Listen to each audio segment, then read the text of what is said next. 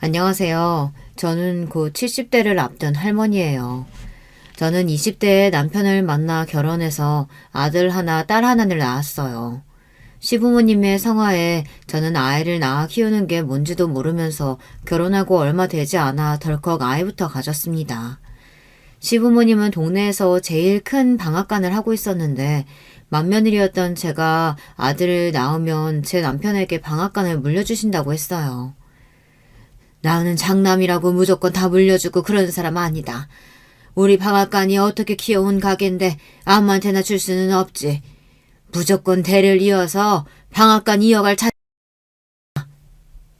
당시에 저는 방앗간의 방자도 몰라서 방앗간을 물려받을 생각도 없었는데 남편이 시어머니의 방앗간을 물려받고 싶어 해서 저도 다른 방법이 없었습니다.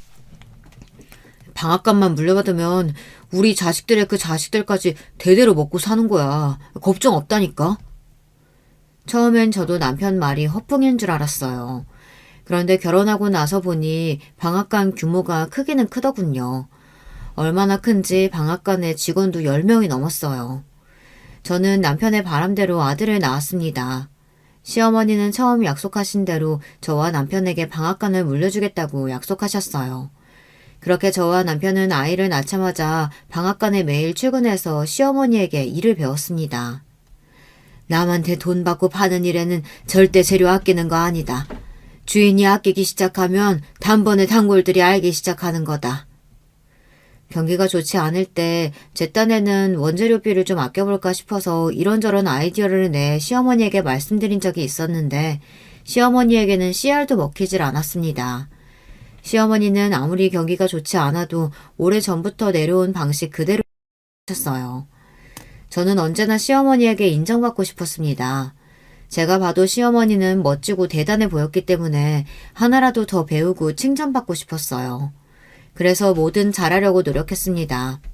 하지만 시어머니는 저를 단순히 방앗간을 이어받을 당신의 아들의 아내 정도로만 생각하셨어요. 그 시대의 며느리는 아들의 시중이나 들고 손자나 순풍 낳아주면 그걸로 됐으니까요. 큰아들을 낳고 저는 방앗간 일에 육아에 바쁘게 지내느라 더 아이를 갖지 저는 가족들이 그렇게 바라던 아들을 하나 낳았으니 제가 며느리로서 할 도리는 끝이 났다고 생각했습니다.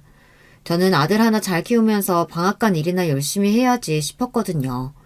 그런데 시어머니의 생각은 그렇지 않았습니다.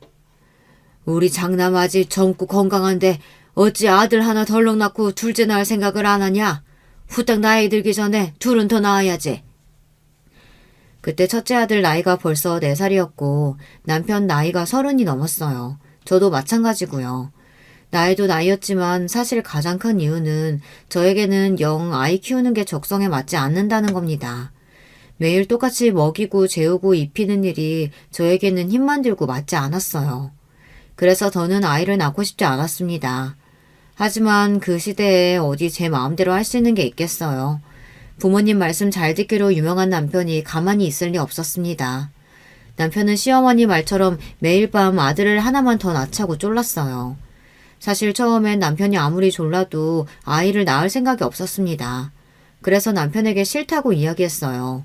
저는 아이를 키우는 것보다 방앗간 일이 더 재밌다고, 저에게 자식은 아들 하나면 충분하다고요. 그런데 며칠 뒤 저는 방앗간 일을 하다 말고 시어머니께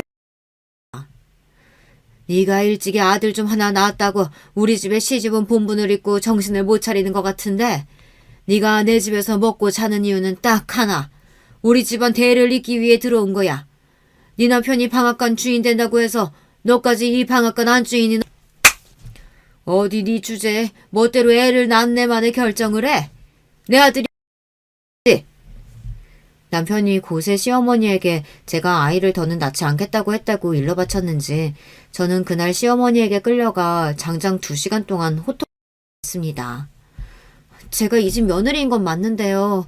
씨바지처럼 애만 낳아드리려고 결혼한 건 아니에요. 저도 이 집안의 일원으로서 제가 할 일을 하고 싶은 것 뿐이라고요. 듣다 저도 억울하고 속상해서 결혼하고 처음으로 시어머니에게 말대꾸라는 걸 했습니다. 역시나 시어머니는 제 말에 얼굴 표정이 싹 달라졌습니다. 너 말 잘했다. 네가 이 집안 일원으로서 해야 할 일이 바로 그 씨가지야. 네가 잘 알고 있네. 괜히 되지도 않는 소리 하지 말고 당장 내일부터 너는 방앗간에 나오지 마라. 앞으로 너는 우리 집 씨바지로서 역할만 하라고. 제가 씨바지가 되겠다고 씨바지 소리한 게 아니에요. 그런데 시어머니는 저더러 앞으로 씨바지로서만 살라네요. 그날 저는 너무 속상해서 시어머니 앞에서 눈을 부라리며 펑펑 눈물을 쏟았습니다. 제가 뻘개진 눈으로 펑펑 울어대도 시어머니는 눈 하나 깜빡하지 않으셨지만요. 그날 이후 저는 방앗간에 갈 수 없었습니다. 제 바로 밑에 동서도 방앗간에 출근하는데 맏며느리인 제가 갈 수가 없었어요. 시어머니는 둘째를 낳을 때까지 방앗간에 출근할 생각은 하지도 말라고 했습니다. 이미 시어머니께서 결정하신 일이니 제가 할 수 있는 일은 없었어요. 방앗간은 시어머니 거니까요. 저는 그 길로 꼼짝없이 집에만 있어야 했습니다. 그 덕분에 큰아들과 많은 시간을 보낼 수는 있었지만 저는 방앗간에 싶었어요. 매일 아침 그 고소하고 향긋한 향이 나는 곳으로 출근하고 싶었습니다. 그러던 중 달갑지만은 않은 일이 생겼어요. 시어머니께 보란 듯 절대 아이를 갖고 싶지는 않았는데 덜컥 아이가 생기고 말았습니다. 당시에 저도 30대 중반이 다 돼서 생긴 아이인데다가 첫째와는 터울이 졌어요. 둘째를 가졌을 때 저는 첫째 때보다 훨씬 더 몸도 무겁고 입덧도 심했습니다. 너무 힘들어서 저는 방앗간 생각이 그런데 밤마다 생각나는 게 있었어요. 바로 친정어머니께서 가끔 해주신 쑥떡이었습니다. 그 쑥떡만 먹으면 입덧이 씻은 듯 저는 어차피 시댁에 있어봐야 할 일도 없으니 입덧을 핑계로 친정에 며칠 있다 오겠다고 했습니다. 그까짓 임신 좀 했다고 고세를 못 참고 또 친정에를 가? 너는 명색이 우리 집안 맏며느리라는 게 참 채신 없이 잠깐만 늘어서 큰일이다. 아랫사람들이 도대체 뭘 보고 아이고 당신도 참 애 갖기 전에는 방앗간에도 얼씬 못하게 했으면서 이제 애도 가졌는데 그만 구박하고 하고 싶은 대로 하게 좀 냅둬. 어이씨구 며느리 사랑은 시아버지라더니 이 논팽이 같은 인간이 웬일로 집안일에 신경을 다 쓴대? 괜히 애 가졌다는 핑계로 친정에 눌러앉을 생각하지 말고 딱 3일만 있다가 와. 웬일로 시아버지께서 제 편을 들어주신 덕분에 저는 친정에 다녀왔습니다. 그런데 그때 친정에 가지 않았으면 큰일 날 뻔했어요. 그때 친정에 다녀온 이후 제 인생은 순식간에 달라졌으니까요. 무슨 일이냐고요? 저희 친정엄마가 해주신 쑥떡을 먹고 나서 저는 정신이 번쩍 들었습니다. 제가 지금까지 너무 멍청했었다는 걸 깨닫게 됐어요. 제가 방앗간 일을 좋아했던 건 방앗간이 아니라 제 일을 할 수 있었던 거예요. 어릴 때부터 형제 많은 집의 딸이라는 이유로 많이 배우지도 못하고 항상 오빠나 남동생에게 양보만 하며 자랐습니다. 그러다 보니 제가 뭘 좋아하는지 뭘 잘하는지도 모른 채 부모님이 시키는 대로 하다가 시집을 왔어요. 그러다 시어머니께서 하시는 일을 보고 곁눈질로 일을 배워 하는데 그게 그렇게 재미있을 수가 없었습니다. 더군다나 일을 하는 만큼 돈이 벌린다는 것도 너무 좋았어요. 저는 아무리 노력해도 시어머니의 방앗간을 물려받을 수 없습니다. 남편이 방앗간을 물려받게 되면 고된 일은 제가 다 하고 결국 제 아들이 방앗간을 물려받게 될 거예요. 저에게는 기회조차 올 리 없었죠. 그 생각이 들기 시작하니 저는 왜 지금까지 바보처럼 시어머니의 방앗간만 생각하며 살았을까 싶었어요. 스스로 제가 할 수 있는 일을 생각해내면 되는데 말이죠. 저는 시어머니만큼은 아니어도 비슷하게는 될 수 있다는 생각이 들었습니다. 저는 그 길로 친정어머니께 떡을 만드는 일을 우리 엄마가 만든 떡이라서가 아니라 누가 뭐래도 친정엄마 표 떡은 웬만한 떡집에서 파는 친정엄마도 20살에 종갓집 맏며느리로 시집와서 1년에 12번씩 40년 넘게 웬만한 떡집만큼 떡을 뽑았거든요. 저는 시어머니께서 3일만 있다 오라고 하셨지만 저는 2주 넘게 친정에 있으면서 친정엄마에게 떡을 만드는 법을 배웠어요. 딱 2주째가 되던 날 남편이 왔습니다. 3일만 있다 온다던 사람이 되지도 않은 핑계를 대면서 집에 오질 않으면 어떡해. 어머니 화 많이 나셨으니까 빨리 짐부터 싸. 내가 우리 집 왔다가 간다는데 혼나고 말고 할 게 뭐가 있어? 내가 애야? 이 여자가 느지막하게 임신하더니만 뭘 잘못 먹었나? 도대체 왜 이래? 아빠. 저는 남편의 성화를 이기지 못하고 결국 2주 만에 저는 시댁에 돌아와서도 곧바로 집에서 혼자 떡을 만들며 공부를 했습니다. 생각보다 떡 만드는 게 재밌고 적성에 맞더라고요. 그리고 시간만 나면 아들과 친정어머니를 모시고 여기저기 유명한 떡집을 찾아다녔어요. 그러면서 유명한 떡집이 왜 유명해질 수 있었는지 연구했습니다. 사실 저는 어릴 때부터 엄마의 사랑을 많이 받지는 못했어요. 그 시대 사람들이라면 다들 비슷하겠지만 저도 삼남매 중 둘째인데다가 위로는 오빠, 아래는 남동생이라 중간에서 치여 많은 관심을 받지는 못했죠. 큰아들을 데리고 엄마와 여기저기 떡집을 다니던 그때가 그래도 제 인생 통틀어 친정엄마와 제일 가깝게 지낼 수 있는 시기였어요. 저는 떡을 핑계로 엄마를 자주 만나면서 언젠가 친정엄마와 함께 떡집을 차리고 싶었습니다. 그러던 중 생각지도 못한 일이 생겼어요. 저희 어머니가 돌아가시고 말았습니다. 며칠 전부터 소화가 안 되고 머리가 아프다고 하셔서 병원에 가자고 그렇게 말했는데 어머니는 소환제 먹으면 된다고 고집을 피우시더라고요. 그리고 며칠 뒤 오빠에게 연락이 왔는데 엄마가 갑자기 쓰러지셔서 새벽에 응급실에 갔다고 하더라고요. 그런데 의사 말이 충격적이었어요. 어머니께서 췌장암이랍니다. 이미 말기인데 전혀 몰랐냐고 가족들에게 묻더라고요. 이미 말기라 수술을 해도 소용이 없다고 마음의 준비를 하라고 하더라고요. 가족 누구도 몰랐어요. 그 연세까지 사시면서 건강검진 한번 제대로 받으신 적이 없으셨으니 알 턱이 없었죠. 자식이 셋이나 있는데 다들 자기 인생만 신경 쓰고 사느라 엄마는 나몰라라 하면서 산 벌을 자식들이 받았어요. 그로부터 2주 뒤 어머니는 저희 둘째 딸을 보지도 못하고 돌아가셨습니다. 어머니가 돌아가셨을 때 저는 너무 힘들었습니다. 특히 시어머니 때문에 더 힘들었어요. 때마침 제가 둘째를 임신 중이었잖아요. 시어머니께서 임신한 사람은 장례식장에 가는 게 아니라고 장례식장에 못 가게 거기다가 남편과 시댁 식구들 모두 안 가겠다고 하셨어요. 엄마, 아무리 그래도 나라도 갔다 와야지. 장모님이 돌아가셨는데 우리 집에서 아무도 안 가면 안 되지. 얘가 모르는 소리 하고 있어. 집안에 임신한 사람 있으면 절대 장례식장 가면 안 되는 거 몰라? 순간 저는 눈이 휙 뒤집혔습니다. 임신한 사람은 항상 몸을 조심해야 해서 장례식장에 가면 안 된다는 소리는 들은 적이 있기는 하지만 그거야 남의 장례식이죠. 제 어머니가 돌아가셨는데 못 가게 하는 건 도무지 참을 수가 없었습니다. 엄마가 돌아가셨는데 그깟 미신이 무슨 상관이에요. 저는 엄마 장례식장에 갈 테니까. 저는 시어머니의 말을 무시하고 집을 나섰습니다. 시어머니와 남편이 따라 나오는 소리가 들렸지만 저는 무작정 택시를 잡아타고 장례식장으로 갔어요.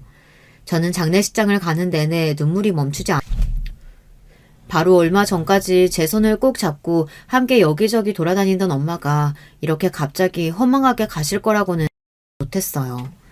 저는 장례식장 앞에 도착해 내렸습니다. 그런데 그때 어느새 저를 따라온 시어머니와 남편이 잡았어요. 애미 너 어디 감히 버릇도 없이 시어머니 말을 무시하고 네 멋대로 행동해?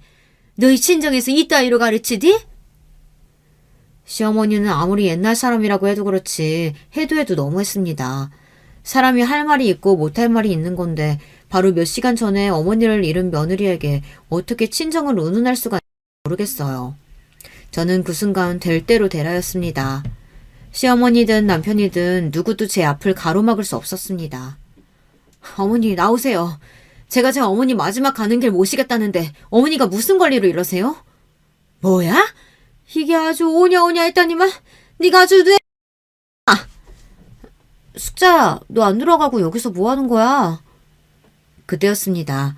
저희 어머니의 비보를 듣고 온 친구가 저를 보고 다가왔어요.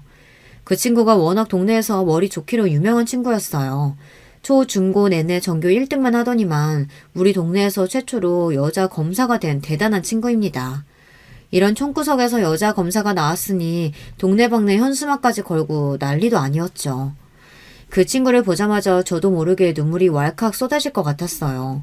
애 키우고 사느라 정신없어서 몇 년 동안 보지도 못했는데 어머니가 돌아가시고 나서야 만나게 되니 더 마음이 좋지 않더라고요. 왔구나.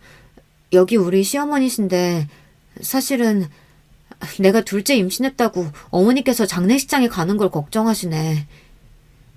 저는 친구에게 대충 상황을 설명하고 시어머니에게 인사를 시켰습니다. 그런데 그때였어요. 친구가 제 이야기에 미간을 살짝 찌푸리더니 시어머니의 말이 이해가 되지 않는다는 듯 고개를 기울이더군요. 어머니, 제가 이 동네에서 최초로 여자 검사예요. 얼마나 머리가 좋은 사람인지 딱 봐도 아시겠죠? 제가 살다 임신을 했든 안 했든 자식이 부모 장례식장에 못 간다는 얘기는 들어본 적이 없습니다. 안 그래도 속상한데 괜히 쓸데없는 미신에 서로 속 시끄럽게 하지 말고 빨리 들어가시. 역시나 머리가 좋은 사람은 뭐가 달라도 달랐습니다. 검사 친구는 단번에 시어머니를 눌러버리고 저를 데리고 장례식. 시어머니는 뒤에서 연신 궁시렁거리셨지만 저와 친구는 아랑곳하지. 저는 그 친구 덕분에 장례를 무사히 치르고 집에 있었어요. 지금도 그때를 생각하면 제가 왜 바보처럼 제가 특별히 잘못한 것도 없는데 그렇게 시어머니 앞에만 서면 무슨 큰 죄를 지은 죄인처럼 눈치를. 저는 친정어머니가 돌아가시고 나서 더 마음을 굳혔습니다. 하늘나라에 계신 어머니 보란 듯 떡집을 꼭 성공시키고 싶었습니다. 저는 그날 이후 떡집을 차리기 위해 더 노력에 박차를 가했습니다. 그렇게 떡 만들기로 태교를 하던 중 둘째 아이도 출산했습니다. 둘째는 딸이었어요. 그런데 제가 딸을 낳은 지 얼마 되지 않아 동서도 아들을 출산했습니다. 집안의 모든 관심이 동서의 아들에게로 갔어요. 시부모님은 제 딸에게는 딸이라는 이유만으로 일절 관심도 없었습니다. 시부모님이 그러면 그럴수록 저는 더 승부욕이 생겼어요. 시부모님이 아무리 잘 나가도 그들의 생각이 다 옳지는 않다는 걸 보여주고 싶었습니다. 저는 둘째를 낳고 본격적으로 동네를 다니면서 제가 떡집을 할 만한 가게를 알아보고 다녔어요. 워낙 좁은 동네이다 보니 동네에서 가장 큰 방앗간집 맏며느리인 저를 썼습니다. 제가 시내를 돌아다니며 가게 자리를 알아보고 다니니 소문이 삽시간에 퍼져 시어머니의 귀에까지 들어갔습니다. 그런 소리를 듣고 절대 가만히 계실 시어머니가 아니었어요. 시어머니는 저를 다시 불러내셨습니다. 네가 이제는 하다하다 아주 집안 망신을 다시. 동네 사람들이 나한테 돈도 벌 만큼 벌었으면서 이제는 떡집까지 하려고 하냐고 묻더구나. 맞아요. 저 친정엄마한테 배운 기술로 떡집 차릴 거예요. 벌써 자리도 다 봐뒀. 저는 열심히 준비한 만큼 시어머니 앞에서 기죽을 필요가 없었습니다. 제가 제 힘으로 알아서 한다는데 시어머니에게 비밀로 할 필요도 없었죠. 반면 시어머니는 뭐가 그렇게 재미있는지 제 말에 배까지 잡으며 깔깔 웃으셨습니다. 네 주제에 뭐를 한다고? 떡집? 네가 우리 집 방앗간 하는 것 좀 보니까 장사가 만만해 보였나 본데 괜히 일만 들어서 내 아들 고생시킬 생각 말고 집에서 얌전히 애들이나 키워. 시어머니는 대놓고 저를 무시했어요. 저는 예상하지 않은 일이 아니다 보니 전혀 상처가 되지 않았습니다. 오히려 어떻게든 떡집을 잘해서 시어머니에게 저의 진면목을 보여주고 싶다는 생각뿐이었죠. 그로부터 딱 2년 뒤 제 소망은 이루어졌습니다. 방앗간에서 멀지 않은 곳에 9평 남짓하게 차렸던 떡집은 금방 대박이 났어요. 저는 떡집을 차린 지 5년 만에 동네에서 제일 큰 시장 중간 자리를 차지하고 8년 뒤 포장 배달까지 하기 시작했습니다. 그리고 떡집을 시작한 지 딱 10년, 제 나이 40대 중반이 되었을 때 제 이름을 앞세운 떡집은 지역 내에서 가장 큰 떡집으로 자리매김했습니다. 그때부터 월 매출이 억을 넘어가기 시작했고 직원이 10명이 넘었어요. 이쯤 되니 저희 시어머니 반응이 궁금하시죠? 사실 제가 떡집을 한 지 5년 정도 됐을 때까지만 해도 시어머니는 제 일에 일절 관심이 없었어요. 주변에서는 다들 저더러 대단하다고 칭찬했지만 시어머니는 인정하지 않으셨습니다. 오히려 저를 만날 때마다 코딱지만한 떡집이 잘 돼봐야 얼마나 잘 되냐고 콧방귀를 뀌셨죠. 그러던 중 시대가 변하면서 사람들이 더는 방앗간을 찾지 않았어요. 저희 떡집이 지역 내에서 가장 큰 떡집이 되었을 즈음 시부모님의 방앗간은 제일 잘 나가던 시기에 매출의 10분의 1도 되지 않을 정도였죠. 더군다나 언젠가부턴가는 직원들도 다 그만두고 시부모님과 남편 셋이서만 운영해도 충분했어요. 그때까지도 시어머니는 제가 이뤄낸 일에 대해 좋은 소리 한마디 하지 않으시고 인정하지 않으셨습니다. 그러던 중 그로부터 10년이 훌쩍 지나고 나서야 시어머니께서 저를 인정할 수밖에 없게 된 일이 있었습니다. 저희 딸 아들이 훌쩍 자라 성인이 되고 나서 자식들이 제 일을 도와주기 시작했어요. 아들은 서울에서 직장을 다니면서도 우리 떡집 홈페이지를 관리하며 온라인 판매를 도와줬고, 딸은 제 옆에서 떡 만드는 걸 열심히 배우면서 떡집 홍보에도 열성이었습니다. 그 덕분인지 우리 떡집이 어느새 유명세를 치러서 방송국에서까지 찾아왔어요. 텔레비전에 우리 떡집이 나오는 모습을 보고 나서야 시어머니께서 제게 한마디 하셨습니다. 그때 시어머니 연세가 8순을 바라보고 계셨어요. 네가 젊어서부터 그렇게 고집부리더니만 결국은 해내는구나. 대단하다, 대단해. 웃음기라고는 없이 무뚝뚝하게 굳은 얼굴로 이야기하셨지만 저는 알아요. 그게 시어머니 표 칭찬이라는 걸요. 제가 누구 닮아서 그랬겠어요. 이게 다 어머님 보고 배운 거예요. 어느새 세월이 흘러 저도 나이가 드니 시어머니 앞에서 너스레도 떨 수가 있게 되더군요. 시어머니도 대단하신 게 돌아가실 때까지 방앗간을 놓지 못하시고 시장 한켠 10평 남짓한 공간에서 방앗간을 하시다 돌아가셨어요. 저는 그 모습을 보고 다시 한번 배웠습니다. 저도 시어머니처럼 죽기 전까지 가게를 하다가 죽고 싶었어요. 결혼하고 아이들을 낳고 살 때까지도 저는 시어머니를 원망하며 살았습니다. 사업적으로는 존경했지만 인간적으로는 좋아하지 않았어요. 언제나 저를 인정하지 않는 시어머니가 미웠습니다. 나이가 들고 시어머니께서 꼬부랑 할머니가 되어도 제 마음은 변하지 않을 줄 알았어요. 그런데 저나 시어머니나 막상 나이가 들고 보니 우리가 서로 비슷하다는 걸 알게 됐어요. 언젠가부터 주변에서 사람들이 저와 시어머니를 보면 고부 사이가 아니라 모녀지간이라고 생각하는 사람들이 많았어요. 처음엔 아니라고 강하게 부정했지만 언제부터는 그 소리가 싫지 않았습니다. 오히려 저에게 시어머니를 닮았다고 하면 기분이 좋았어요. 시어머니도 좋아하는 눈치였고요. 고부 사이인데 우리가 닮기는 뭘 닮았냐고 투덜거리시면서도 어느새 웃고 계셨습니다. 그런 모습을 보고 남편은 아들인 본인보다 저와 시어머니가 더 닮긴 했다고 혼수를 두며 너스레를 떨었죠. 시어머니와 매일같이 티격태격했던 기억이 바로 어제처럼 생생한데 어느새 시어머니는 돌아가시고 저는 부쩍 나이가 들어 할머니가 되었습니다. 저는 아들, 딸 모두 시집 장가 보내고 손주까지 봤어요. 아들은 서울에서 직장을 다니면서 딸을 하나 낳고 잘 살아요. 딸은 동네에서 알고 지낸 남자와 연애하고 결혼해 아들을 낳아 키우고 있습니다. 사실 아들이야 대학 때부터 일찍이 떨어져 살아서 제가 신경 쓰거나 챙길 게 없었어요. 워낙 말도 없는 녀석이라 큰일이 아니면 연락도 잘 안 하거든요. 그런데 딸은 좀 달랐습니다. 느지막하게 얻은 막둥이라 그런지 더 어린애 같고 마음이 쓰였어요. 특히나 사위도 결혼할 때부터 영 부실해서 둘이 애나 잘 키우며 살까 걱정됐습니다. 남편이야 둘 다 성인인데 어련히 알아서 하겠냐고 했지만 제 생각은 달랐습니다. 사실 사위가 어지간히 어리바리해요. 사위네 집이 원래 옛날부터 동네에서 쌀집을 했었어요. 옛날이나 쌀집이라고 하면 돈 좀 만졌지 사실 세상이 좋아지면서 쌀집이라는 게 다 없어졌잖아요. 딸과 사위가 결혼할 때도 사돈네 상황이 어지간히 좋지 않아 방 한 칸 구해줄 형편도 안 됐습니다. 그래서 전셋집도 제가 구해줬어요. 사실 처음부터 경제적으로 너무 도와주면 이 녀석들이 저에게 빌부터 먹고 살궁리를 안 할 것 같아 월세로 얻어주려고 했는데 아무래도 귀한 내 딸이 눈에 밟혀서 도와주지 않을 수가 없었습니다. 딸은 결혼 전부터 제 가게에 나와 떡제비를 도왔어요. 나중에 딸에게 제 떡집을 물려줄 생각이었습니다. 사위는 국립대학까지 나올 정도로 머리가 좋은 놈이었는데 어지간히 남의 밑에서 일을 못하는 놈이었어요. 취직만 하면 항상 상사 눈밖에 들어 몇 달 버티지 못하고 회사를 그만뒀습니다. 딸은 매일 가게에 나와 자기 남편 욕만 한 바가지씩 했어요. 사위는 아들을 낳고도 정신을 못 차려서 여전히 한 직장을 다니지 못했습니다. 너무 어려서부터 알던 사이라 그런지 명색이 가장이라는 게 도무지 믿음이 안 가. 취직만 잘하면 뭐래. 1년도 못 버티고 매일 그만두는데. 저는 그런 딸아이가 걱정됐어요. 남편이 착실하게 나가서 일하고 돈을 벌어야 여자 마음이 안정을 찾는 건데 그런 면에서 사위는 많이 부족했거든요.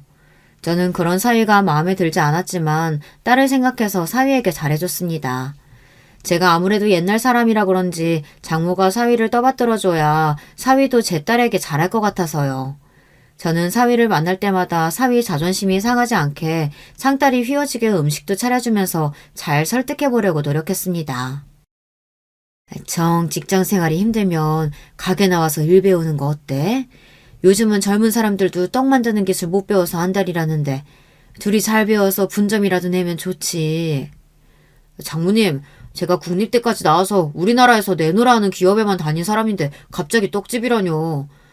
장모님께서 제 걱정해 주시는 것 같아 이야기하는 건데요. 사실 저는 아무래도 직장 생활보단 사업이 잘 맞을 것 같아요. 그래서 제가 사업 아이템을 좀 구상해봤는데 장모님이 투자 좀 해주실래요? 사위는 헛바람이 들어서 매일 사업을 하고 싶다고 했어요. 툭하면 저에게 투자를 좀 해달라는 식으로 구슬렸죠. 장모님도 젊은 나이에 아무것도 없이 떡집 해보겠다고 마음먹고 시작하신 일이잖아요. 저도 딱 지금이 기회인 것 같아요. 장모님께서 조금만 도와주시면 저도 장모님만큼 해낼 수 있어요. 나랑 자네는 엄연히 달라. 나는 혼자 공부하고 준비하면서 내가 모은 돈으로 시작했어. 부모님한테 손 벌리지 않았다고. 저는 누구보다 사이가 잘 됐으면 좋겠어요. 그래야 내 딸도 행복하게 살 수 있으니까요. 그런데 사위를 보고 있으면 항상 위태위태했습니다. 좋은 머리로 남의 밑에서 열심히 직장 생활을 해서 먹고 살 생각을 해야지 매일같이 제 돈으로 사업할 궁리만 해댔습니다. 그럴 때 보면 시어머니 생각이 나요. 시어머니가 보시기에도 젊은 날에 제가 사위처럼 보였을까 싶어서요.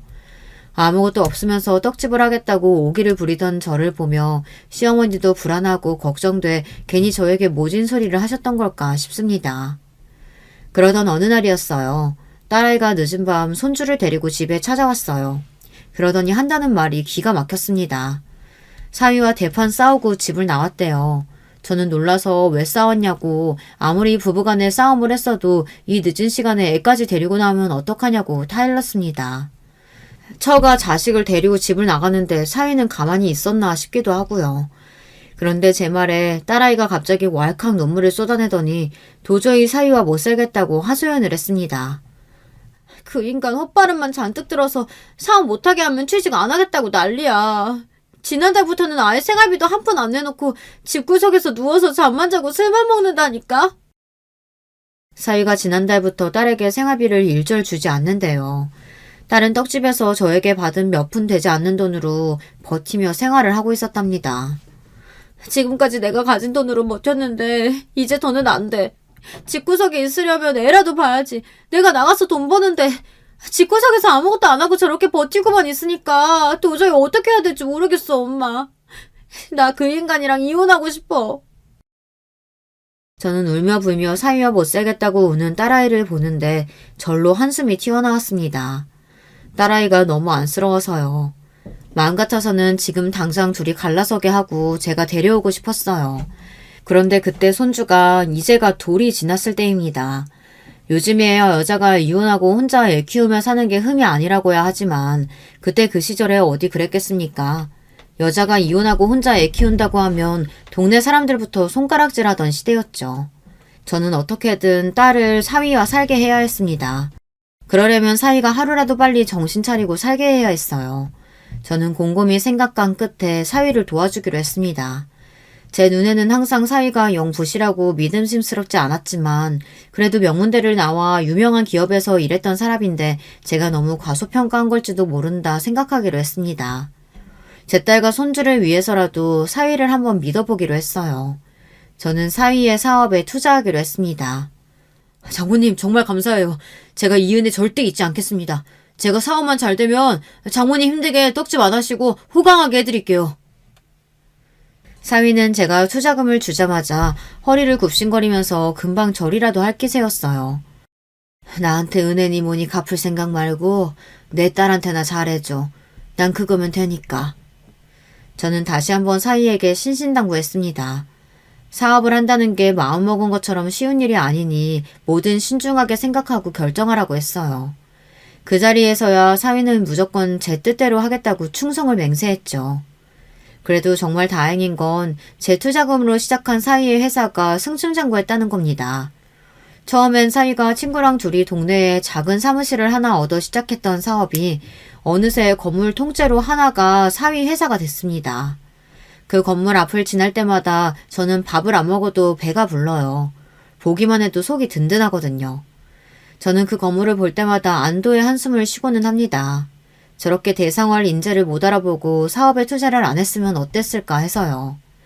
사위 사업이 잘 돼서 저야 좋기야 너무 좋아요. 주변에서 다들 부러워하기도 하고요. 그런데 걱정되는 게 한 가지 있었습니다. 바로 제 딸이었어요. 이제 잘 나가는 회사 사모님도 되었으니 마음 좀 편하게 먹고 살아도 될 텐데 자꾸만 떡집에 일하러 나와요. 물론 남편이 돈을 잘 벌어도 평생 해온 일이니 일하고 싶은 마음도 이해합니다. 그런데 딸아이가 손주를 낳고 나서 건강에 좀 이상이 생겼어요. 출산하고 얼마 뒤에 자꾸만 빈혈이 있어서 병원에 다녔는데 알고 보니 갑상선 기능 저하증이라고 하더라고요.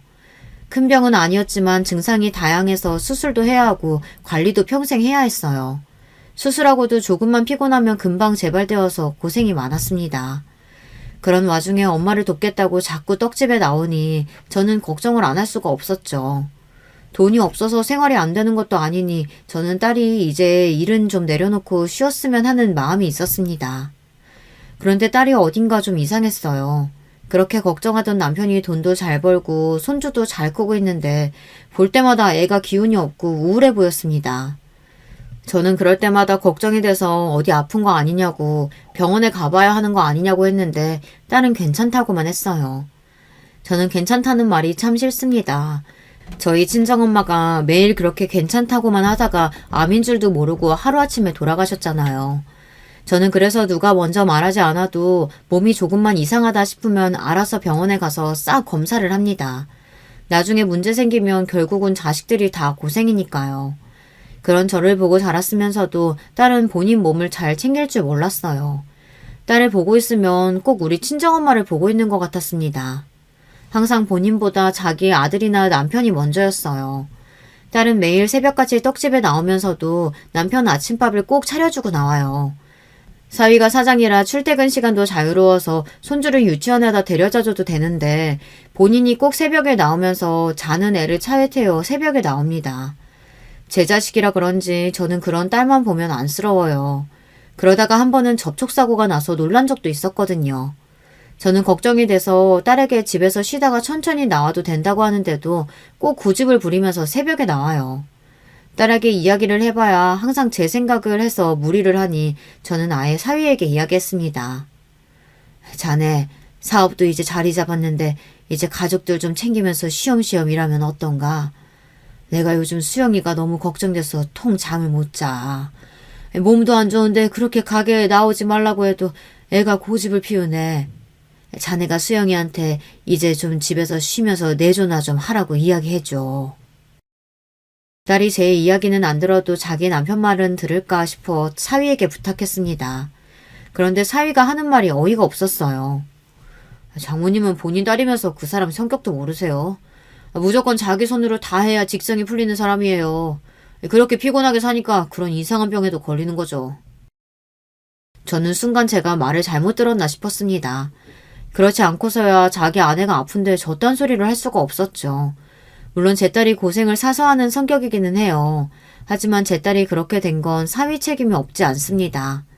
사위가 지금에야 사업에 성공해서 잘 나가고 있지만 바로 몇 년 전까지만 해도 직장도 없이 제 딸에게 빌부터 살았으니까요. 저는 가만히 듣다가 기가 막혀서 사위에게 그게 무슨 소리냐고 호통을 쳤습니다. 자네, 그게 지금 무슨 소린가?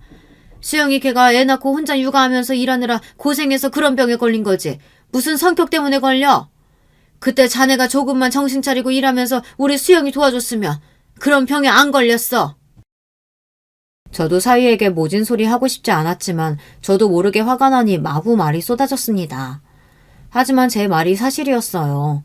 딸내미가 손주 낳을 때 사위 녀석이 직장이라는 직장은 다 때려치우고 집에서 백수짓 하느라 내 딸내미가 혼자 고생하다가 병을 얻은 거니까요.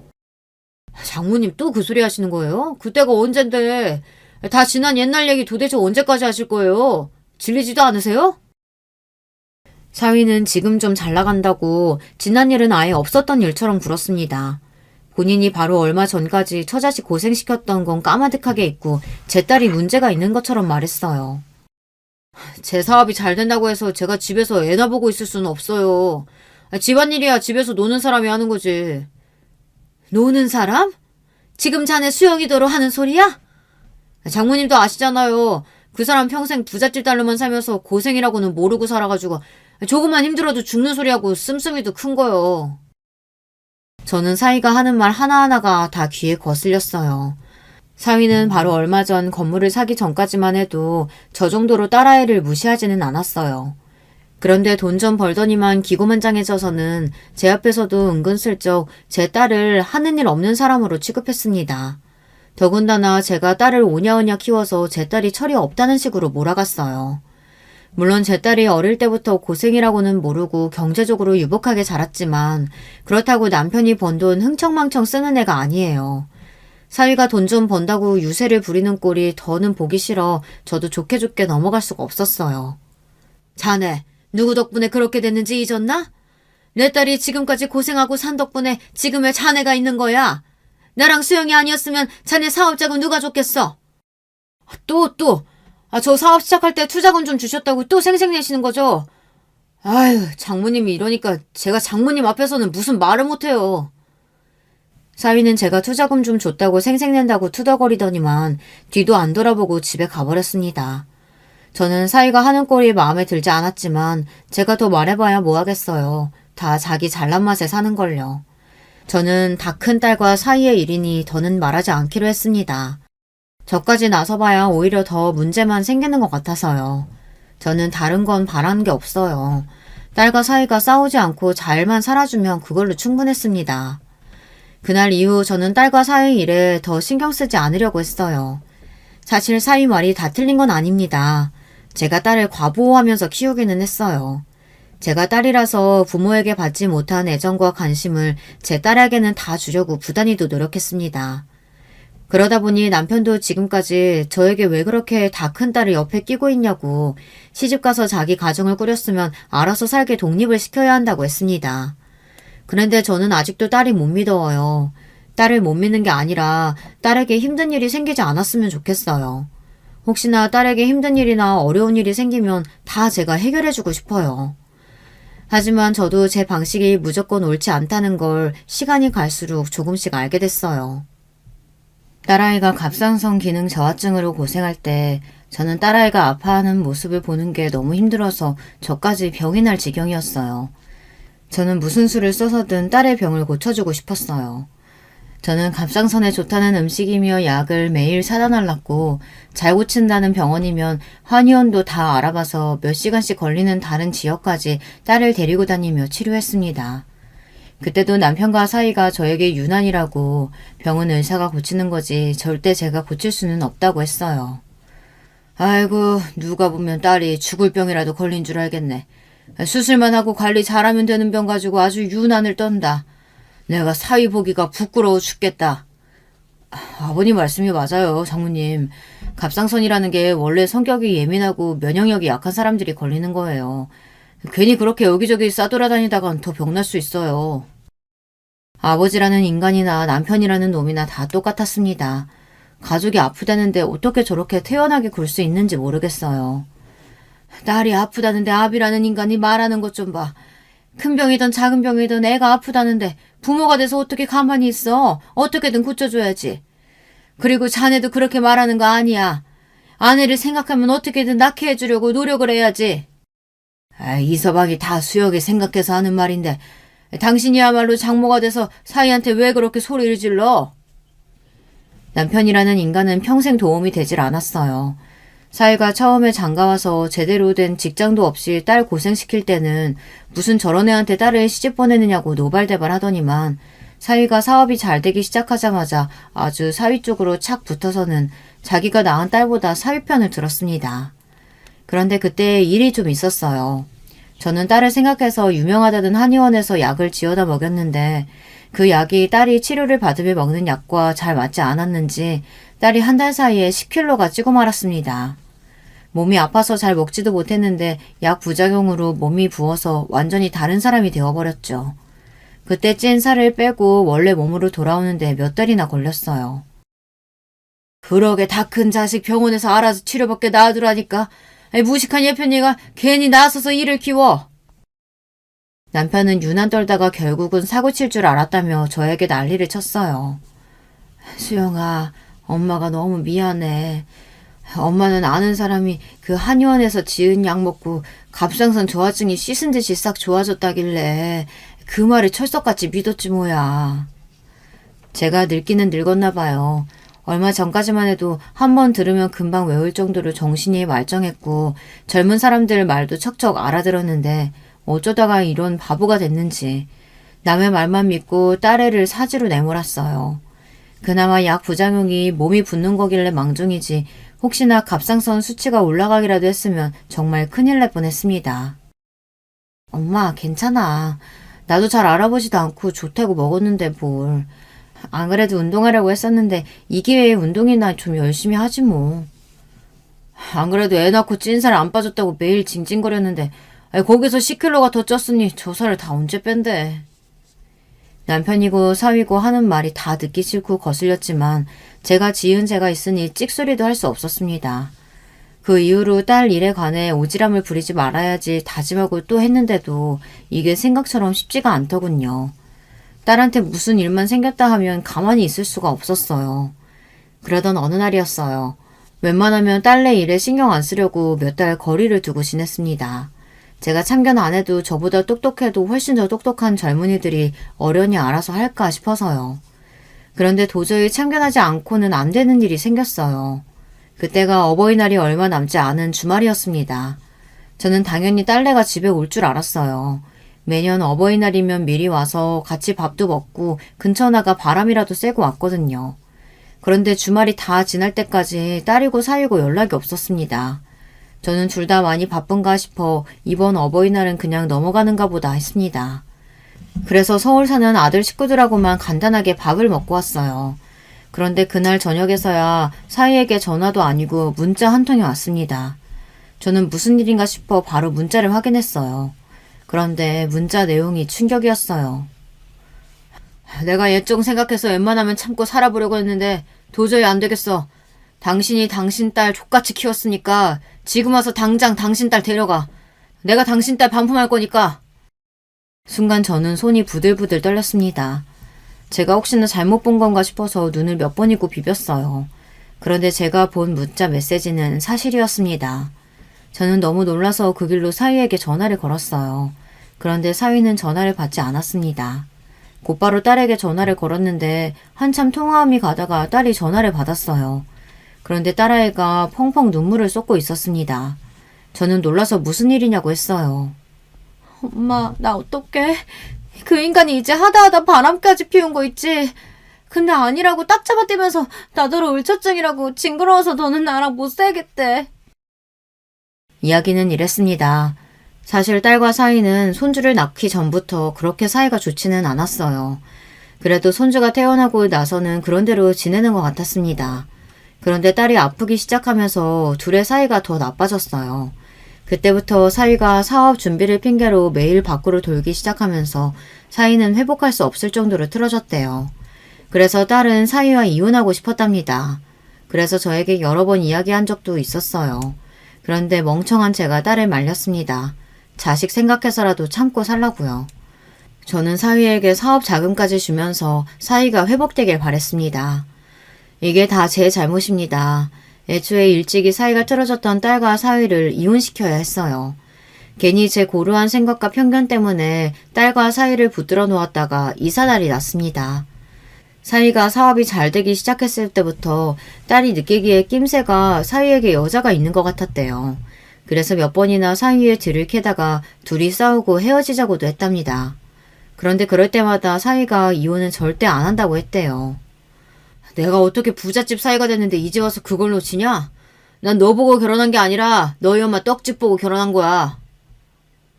사위와 딸은 오랫동안 한 동네에서 커온 동창이었어요. 사위야 어릴 때부터 머리가 좋은 걸로 유명하기도 했고 워낙 머리가 비상해서 둘이 결혼한다고 했을 때 저놈이 내 딸을 굶긴 것 같진 않아 허락했습니다. 그런데 비상한 머리를 저 따위로 쓸 줄은 몰랐어요. 딸은 사위에게 저런 소리를 듣고도 참고 산 거예요. 뻔하죠.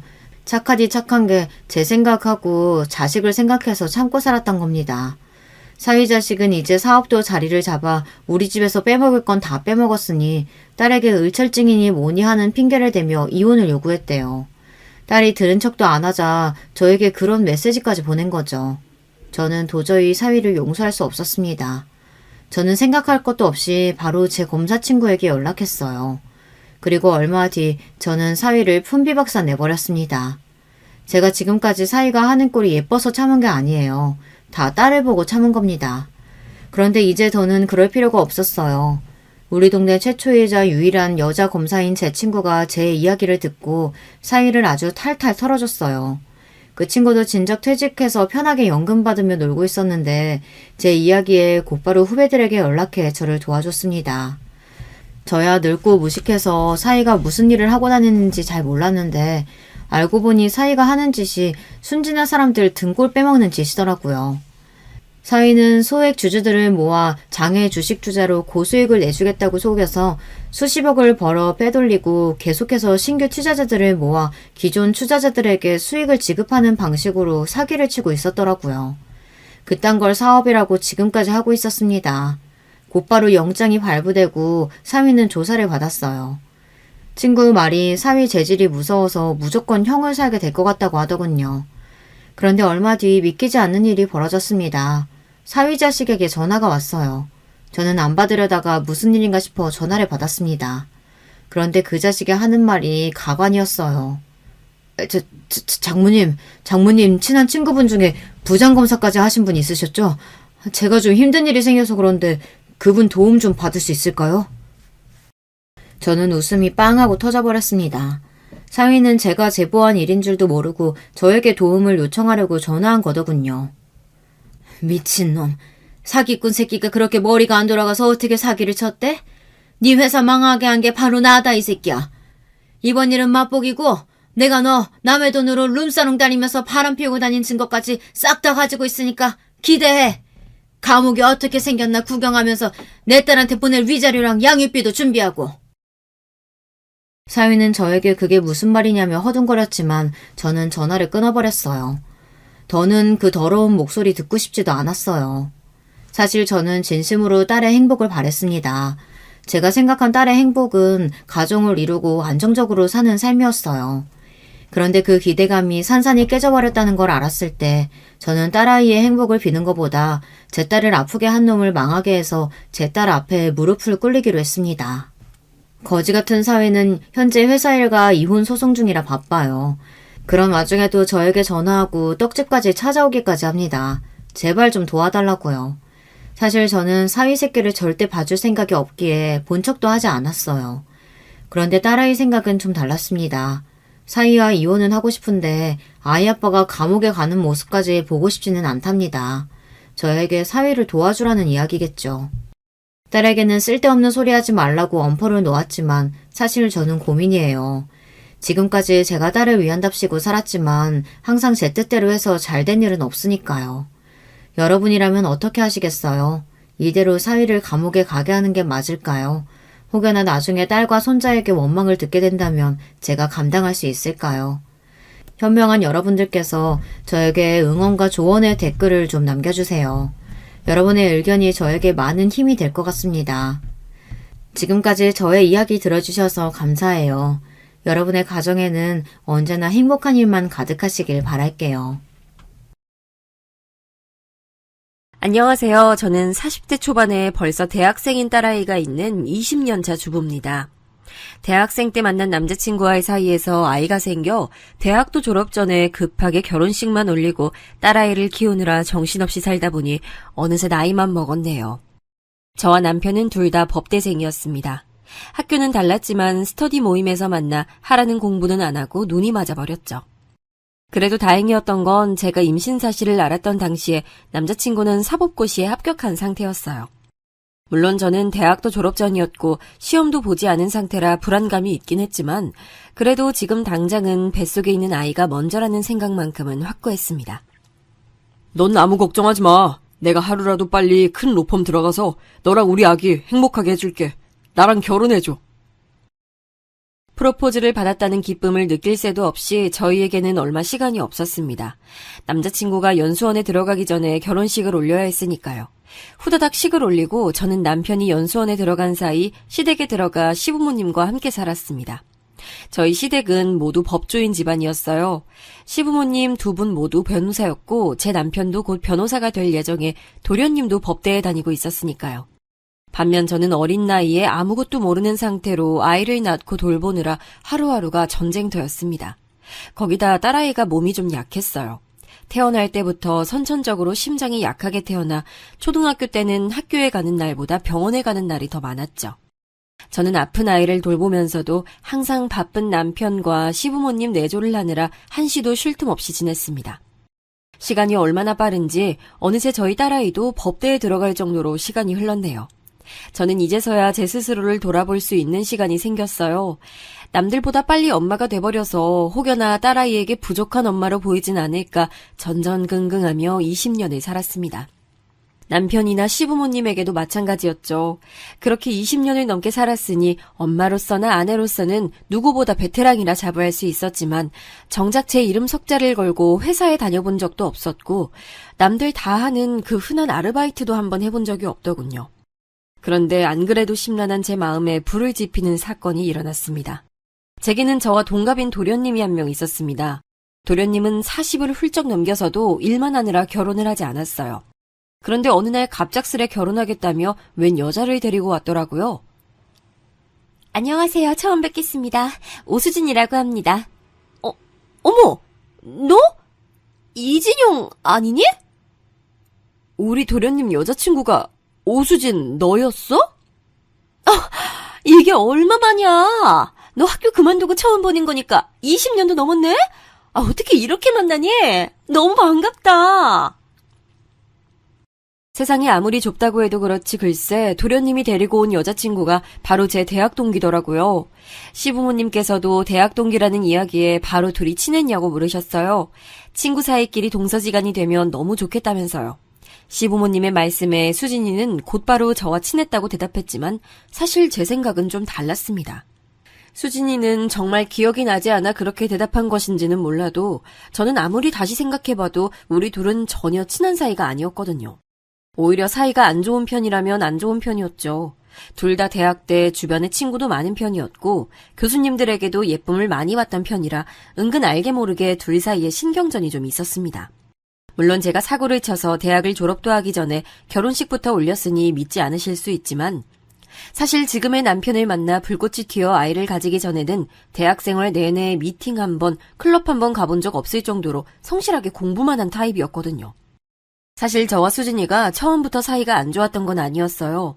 대학 때 일입니다. 함께 과제 준비를 한 적이 있었는데 당시 제가 생각했던 수진이의 이미지와는 달리 막상 함께 과제를 하다 보니 은근 얄미운 타입이더군요. 모임 때마다 미리 자료조사도 해오지 않고 하는 거라고는 없이 몇 시간 동안 수다만 떨고 친구들 험담만 하는 걸로 모자라서 아직 회의가 끝나지도 않았는데 항상 여기저기 선배들에게 전화를 걸어 술 약속을 잡더니 결국은 바쁘다며 제멋대로 가버리기 일쑤였습니다. 결론적으로 과제 준비는 하나도 참여한 게 없었어요. 그래놓고 조원들이 다 준비해놓으면 그제서야 본인이 너무 한 게 없다면서 보답으로 발표하겠다며 헛소리를 하더군요. 저와 함께 과제를 할 때뿐만이 아니라 다른 아이들과 할 때도 항상 그런 식으로 해온 것 같았어요. 그런데 오수진 주변에는 워낙 대단한 선배들이 많아서 족보도 잘 구하고 선배들도 많이 소개해주고 그래서 그랬는지 아이들이 은근 싫은 소리를 못하더라고요. 그런데 저는 그런 부분에 있어서 잘 참고 좋게 넘어가는 편이 아니었어요. 말을 마음에 담아두지 못하는 성격이었죠. 그렇게 미안했으면 어제라도 밤새워서 자료조사라도 했어야지. 이제 와서? 마치 네가 다 준비한 것처럼 발표를 하겠다고?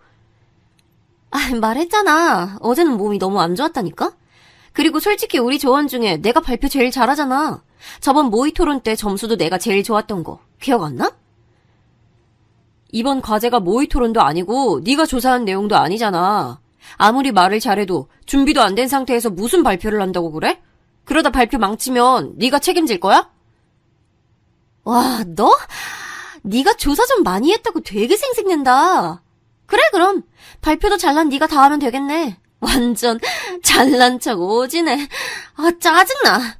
네가 다 해먹어라. 그뿐만이 아니었어요. 조언이었던 애들 앞에서 제가 자신에게 싫은 소리 좀 한 거에 기분이 상했는지 그때부터는 아예 저를 대놓고 싫어했어요. 제가 뭐만 하면 꼬투리를 잡고 자신과 친한 애들과 무리지어 다니며 은근 비아냥거리더라고요. 그리고 문제는 그뿐만이 아니었습니다. 어느 날 갑자기 교수님께서 저를 부르시더라고요. 교수님, 제가 그런 거 정말 아니에요. 제가 선배 중에 아는 사람도 없는데 족보를 어디서 구했겠어요. 네가 돌린 족보라고 벌써 소문이 났던데 자꾸 아니라고 잡아댈 거야? 나중에 한 일이긴 하지만 족보를 돌린 건 오수진이 한 일이었더라고요. 일부러 저에게 덮어 씌운 것인지까진 확실하지 않았지만 어쨌든 제가 하지도 않은 일을 가지고 교수님께 불려간 것도 모자라 저는 그 교수님 수업에서 최고 낮은 학점까지 받았습니다. 그러니 절대 잊으려 해도 잊히지 않았죠. 그런데 그런 애와 동서지간이 될지도 모른다뇨. 하지만 어쩌겠어요. 제가 싫다고 결혼을 하지 말라고 할 수도 없는 노릇이고 한편으로 생각해보면 그것도 이미 20년이나 지난 옛날 일이었으니 오수진 입장에서는 기억을 못할 수도 있겠다 싶었습니다. 그리고 대학 때는 제가 이 친구보다 성적도 더 좋았고 인성도 더 나았다고는 해도 어쨌든 제가 딸아이를 키우느라 정신없이 살던 사이 이 친구는 그 어렵다는 사법고시까지 패스해 변호사가 되었더군요. 형수도 학교 다닐 때 성적 좋았잖아요. 형수도 계속 공부했으면 지금 당연히 변호사하고 있을 텐데. 그 어린 나이에 사고치고 결혼해서 애 키우고 사느라 대학 졸업도 못했는데요, 뭐. 아무리 그래도 너무 아깝잖아요. 형수도 안 늦었어요. 지금이라도 로스쿨 들어가서 시험 봐요. 자기야, 희망 고문도 적당히 해야지. 얜 대학 졸업을 못했잖아. 대학 졸업장도 없는데 로스쿨을 어떻게 가? 아, 참. 그러고 보니 형수는 졸업을 못했구나. 괜찮아요, 도련님. 대신 저는 우리 딸내미 저렇게 예쁘고 훌륭하게 키워서 법대까지 보내고 제 남편이 로펌 수석 변호사까지 됐잖아요. 저는 누가 제게 뭐라고 한 것도 아닌데 괜히 마음이 불편해 그 자리를 피해 주방으로 왔습니다. 디저트를 준비하겠다는 명분으로요. 안 그래도 최근에 자존감이 많이 떨어져 있던 상황이었는데 변호사가 된 대학 동기까지 만났으니 저는 더 감정이 좋지 않았죠. 그런데 그때 마침 오수진이 주방까지 따라 들어오더군요. 어머? 이 쿠키며 케이크 다 네가 만든 거야? 너무 맛있겠다. 너 변호사는 못 됐어도 이 정도 실력이면 카페는 할 수 있겠는데? 딸아이가 어릴 때부터 몸이 약해서 먹는 게 예민했거든. 그래서 집에서 항상 만들어 먹이다 보니 이제 웬만한 건 다 내가 만들어. 아, 네가 20년 동안 열심히 법대생 만들었다는 그 딸. 걔가 몸이 좀 아팠나 봐? 수술도 하고 많이 힘들었을 텐데 워낙 성실하느라 공부도 열심히 잘 따라와 줬어. 근데 딸도 그렇고 네 남편도 그렇고 그게 뭐 네가 잘해서 된 거니? 다들 알아서 열심히 해서 본인들이 이뤄낸 거지. 지금도 보세요. 워낙 특유의 상냥한 목소리로 나긋하게 말하는 바람에 하마터면 저를 생각해서 하는 말이라고 착각할 뻔했습니다. 그때부터였습니다. 디저트를 먹는 동안도 가족들은 모두 화기애애하게 보였지만 저는 어쩐지 낄 수가 없었어요. 어쩌면 저도 예비동서에게 질투가 나서 끼고 싶지 않았는지도 모르겠습니다. 제 배포가 그 정도밖에 되지 않는지 도련님의 결혼 상대로서 반갑게 맞이할 수만은 없더라고요. 하지만 가족 누구에게도 티를 낼 순 없었어요. 안 그래도 딸아이는 제가 어릴 때 임신을 해서 자신을 낳고 키우느라 대학도 제대로 졸업하지 못했다는 거에 대해 말하는 걸 좋아하지 않았어요. 한창 예민했던 사춘기 시기에 저희 친정에 가면 친정 부모님께서 딸아이 앞에서 한 번씩 푸념하시곤 했거든요. 저는 그럴 때마다 딸아이에게 미안해서 항상 저는 괜찮다며 사실 공부가 적성에 맞지도 않았다고 너희 아빠를 만나 너무 행복하고 감사한 마음으로 살고 있다고 잔뜩 포장해서 이야기하곤 했습니다. 그래서 지금에 와서야 제가 느끼고 있는 이 감정과 아쉬움을 누구에게도 들키고 싶지 않았어요. 그런데 제게 새로운 고난이 닥쳐왔습니다. 그 고난은 바로 제 동기이자 동서지간이 될지도 모를 오수진 그녀였죠. 처음 인사를 왔던 날 저를 은근히 무시했다고 생각했던 제 촉이 역시나 틀리지 않았더군요. 어느 날이었습니다. 하루는 예비동서 오수진, 걔가 여자들끼리 모여서 즐거운 시간을 보내자며 저와 시어머니를 불러냈어요. 영화도 보고 맛있는 것도 먹자면서요. 저희 도련님을 많이 좋아하긴 하는지 저희 시어머니에게 잘 보이고 싶어 하는 것 같았어요. 영화도 미리 예매해놓고 식당도 예약해두었더라고요. 그런데 수진이가 회사 일이 바쁜지 영화를 보는 동안도 몇 번씩 회사에서 전화가 오더라고요. 그리고 예약해둔 식당에 가서도 몇 번이나 전화가 걸려왔어요. 그 모습을 보다 못한 시어머님은 아무래도 그냥 넘기기 힘드셨는지 결국은 말씀하시더라고요. 너희 로펌 다른 변호사들한테 듣기야 했다만 네가 그렇게 인력심이 많다며 아무리 일이 좋아도 몸 생각은 하면서 일해야지. 네, 그래야죠. 근데 아직은 일이 너무 재밌어서요. 한 살이라도 어릴 때 하나라도 더 많은 케이스를 경험해봐야 나중에 개소에서도 잘할 수 있을 것 같아서요. 예비동서는 아무래도 시어머니나 시아버지께서 모두 같은 변호사셨으니 누구보다 자신의 입장을 이해해 줄 거라 생각한 것 같았지만 사실 저희 어머님은 변호사 생활을 하시면서도 아들 둘을 살뜰히 키워내신 슈퍼맘이셨습니다. 그리고 항상 일보다는 가정이 먼저라 말씀하실 정도로 아들들을 사랑으로 키우셨죠. 그래서 제가 딸아이를 키울 때도 시어머니는 언제든지 일하고 싶다면 뭐든 도와줄 테니 말만 하라고 하셨어요. 하지만 아이가 자라면서 많이 아팠으니 제게는 그럴 여유가 없었지만 말입니다. 안 그래도 내가 한번 얘기하려고 했었는데 네 나이도 있고 아이 가지려면 지금부터 몸 관리 잘해야 해. 아이요? 저는 제 나이도 나이지만 사실 아이를 낳겠다는 생각까지는 아직 안 해봐서요. 어머? 아이 그게 무슨 소리야. 부부한테 아이가 얼마나 중요한데 아직 생각을 안 해봤으면 지금부터라도 꼭 다시 해봐. 우리 아들은 아기 되게 좋아해. 순간 얼굴이 창백해진 수진이의 표정을 보자 저도 좀 안 됐다 싶었습니다. 어머님과 생각이 당연히 다를 수 있는 건데 결혼도 하기 전부터 아이 얘기부터 들었으니 마음이 좋지 않을 것 같았죠. 저는 애써 분위기를 수습해보려 어머님이 좋아하시는 와인을 한 잔 시켰습니다. 아유, 우리 큰 며느리는 언제 봐도 참 센스가 있어. 내 입맛에 맞는 메뉴도 항상 알아서 척척 거르고 내가 좋아하는 영화도 새로 나오면 꼭 추천해주는데 항상 재미있다니까. 어머님이랑 제가 같이 산 세월이 얼만데요. 벌써 20년이 넘었는데 그 정도는 알고 있어야죠. 와, 20년을 같이 살았다고요? 그럼 웬만한 모녀지간보다도 가깝겠어요. 그럼 우리 며느리 혼자 아픈 애 키우느라 고생하면서도 우리 아들의 바쁜 시부모까지 옆에서 살뜰히 챙기느라 고생 많이 했지. 아니 내 며느리라서 하는 얘기가 아니라 참 착하고 기특해. 어머, 두 분 사이에 끼려면 제가 노력 많이 해야겠어요. 어머님, 저도 잘할게요. 많이 예뻐해 주세요. 아유, 그런 게 어디 한순간에 되니? 우리가 2년이면 너랑 내 아들이 부부가 돼서 단란한 가족 만들어 잘 사는 모습 보여주면 자연스레 한 식구 되는 거지. 수진이는 저와 시어머니의 사이가 부러워 샘이 났는지 시어머니가 잠깐 화장실 가신 사이 제게 시부모님이 역시 재력이 있어서 그런지 며느리들한테 서로 잘하라고 은근 경쟁을 시키는 거라며 비아냥거리더라고요. 저는 절대 그런 분이 아니라고 선을 그었어요. 그러자 제게 나중에 물려받을 재산 바라고 잘하는 거면서 착한 척하지 말랍니다. 정말 기가 막히더군요. 역시 예전에도 툭하면 남의 험담만 하더니 전혀 변한 게 없어 보였어요. 그렇게 시간이 흘러 저희 도련님과 예비동서는 무사히 상견례를 마치고 결혼 날짜까지 잡았습니다.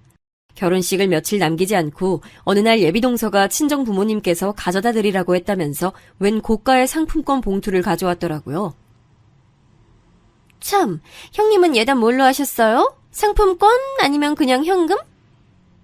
아이고, 우리 큰 며느리야. 제일 큰 선물인 우리 큰 손녀 만들어 왔잖아. 상품권이니 돈이니 그런 게 다 무슨 소용 있어. 우리 손녀가 최고지. 아무리 그래도 요즘 세상에 어떻게 맨몸으로 시집을 와요. 우리 시부모님 너무 좋으신 분들이다. 그쵸, 형님?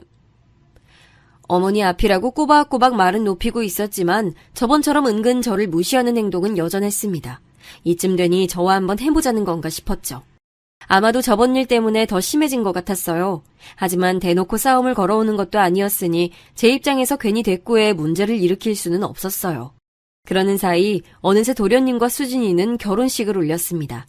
대학 때는 몰랐던 사실인데 수진이네 친정 부모님 두 분 모두 미국에서 변호사 일을 하고 계시더라고요. 그래서 결혼식 준비 내내 한 번도 보질 못하고 식이 끝나자마자 다시 미국으로 돌아가셨다네요. 수진이는 대학 때부터 혼자 한국에서 생활해서 항상 가족들끼리 북적이며 사는 모습이 부러웠답니다.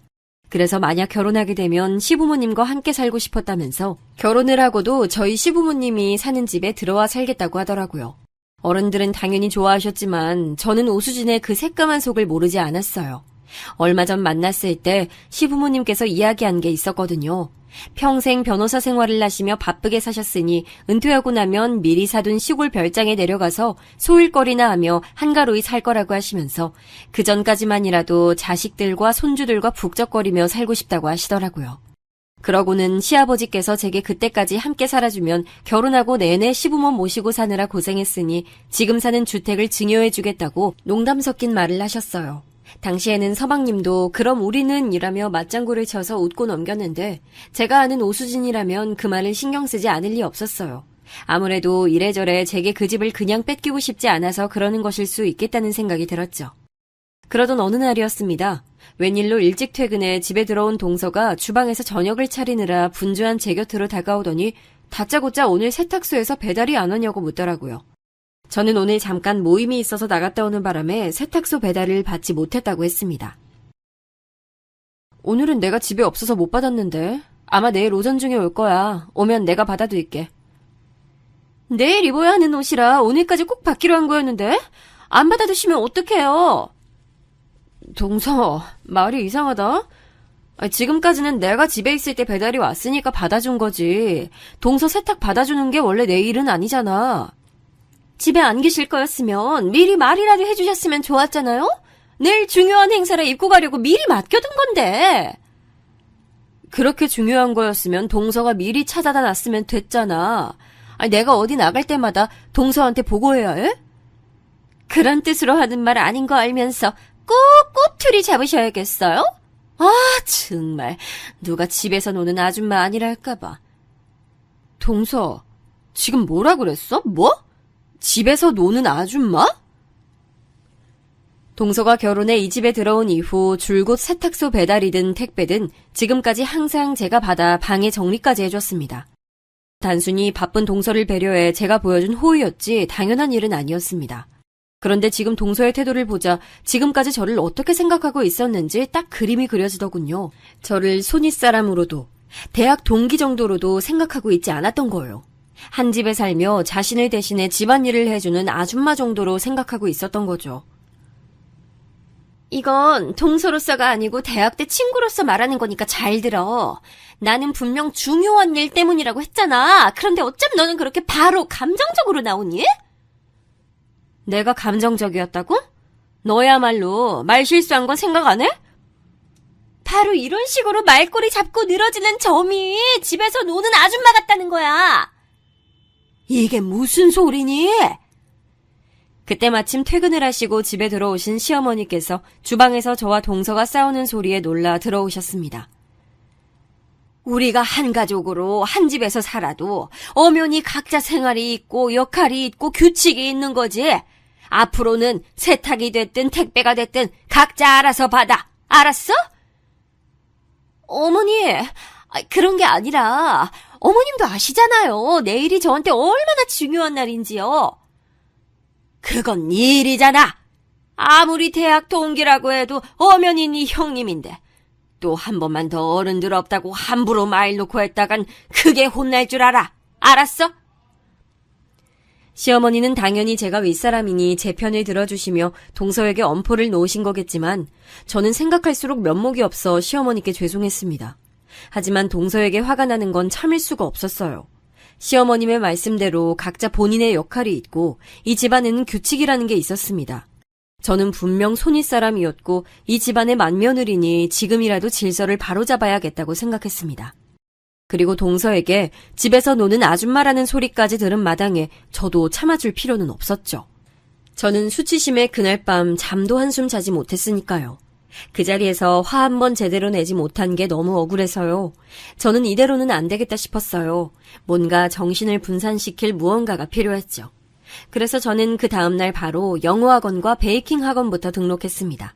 앞으로 꼭 뭐가 되겠다 구체적으로 생각한 건 아니었지만 전부터 꼭 배워보고 싶었던 일이었으니 해보자 싶었죠.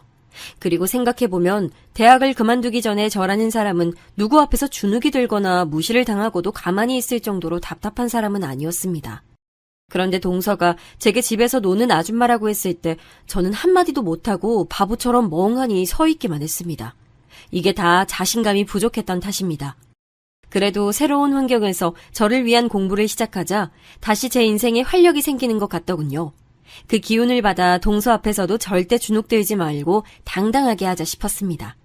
하지만 손바닥도 마주쳐야 소리가 난다고 저만 잘해서 되는 것이 아니더군요.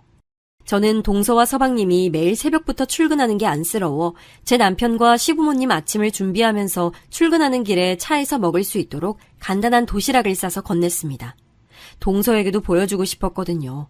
저도 그 긴 시간 동안 놀기만 한 건 아니다. 아기 키우며 가정을 돌보는 일이 그렇게 아무것도 아닌 일이 아니다라는 걸 말이죠. 역시나 서방님은 제게 아침마다 잘 먹겠다고 인사했지만 동서는 그 간단한 인사 한 번을 안 하더라고요. 뭐 상관없었습니다. 감사받겠다고 한 행동은 아니었으니까요. 좋든 싫든 이미 가족이 되었으니 한 배를 탄 거나 다름없다고 생각했습니다. 제가 먼저 손윗사람으로서 너그러운 모습으로 다가가면 언젠가는 동서도 저를 형님으로 인정하고 존중해주는 날이 올 거라 믿었습니다. 그런데 그러던 어느 날이었습니다. 시부모님께서 결혼기념일을 기념해 주말에 두 분이 여행을 가셨습니다. 그래서 주말은 저희 식구와 동서 부부네만 집에 있었죠. 동서와 다툰 이후로 제대로 마주하는 건 오랜만인데다가 어른들도 안 계셨으니 아무래도 집안 분위기가 어색했습니다. 그런데 지금까지 제가 매일 아침 도시락을 싸줬어도 한번 먼저 말을 거는 법이 없던 동서가 웬일로 먼저 저와 남편에게 술 한잔 하자고 하더라고요. 본인도 잘못한 게 있었으니 계속 이렇게 지낼 수는 없겠다 싶어 이제서야 제게 사과를 하나 보다 싶었죠. 저도 흔쾌히 그러자고 했습니다. 그래서 함께 안주도 준비하고 술도 여유 있게 사왔어요.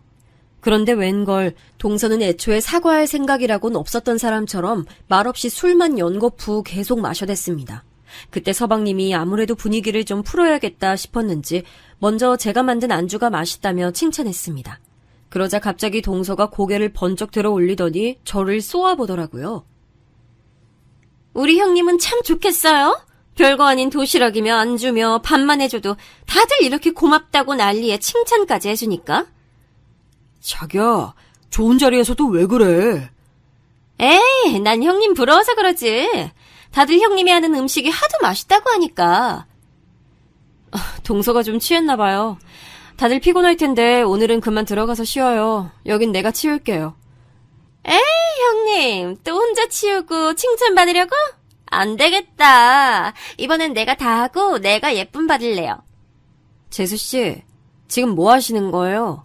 취하셨어요? 형 미안. 형수님 죄송해요. 수진이가 좀 취했나 봐요. 제가 이 사람 먼저 데리고 들어갈게요.